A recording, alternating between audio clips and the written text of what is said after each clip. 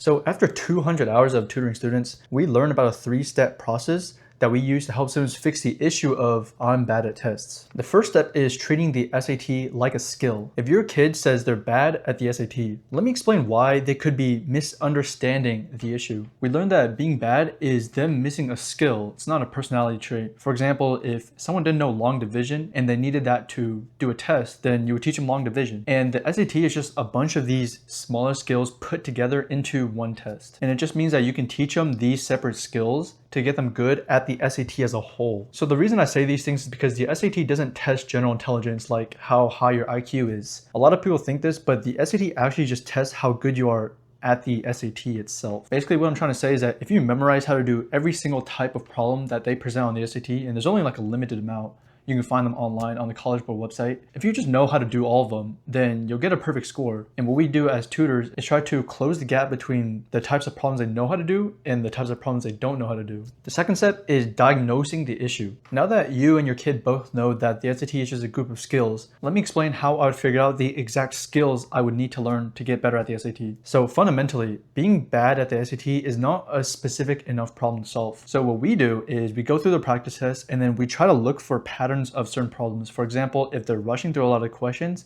then it could be a time management problem.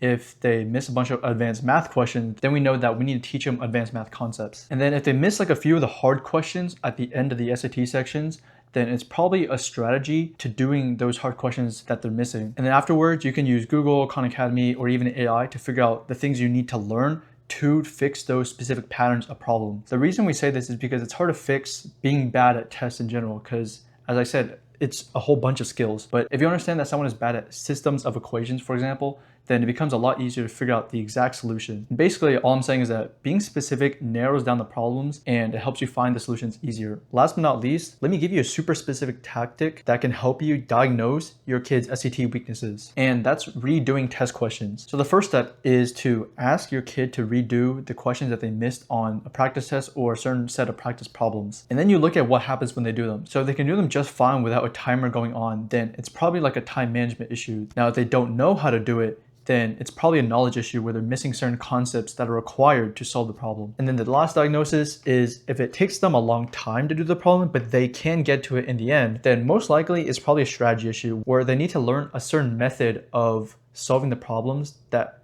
allow them to do it faster so they can actually implement it onto the actual SAT test. And the issue that we see that a lot of parents don't understand is that kids, when they study, they try to fix the wrong issue, which means that they don't actually get to improve because they're trying to fix the wrong thing. If this was helpful, send this to your kid and hopefully they can implement these strategies into their SAT studying so that they can finally break into the 1500s.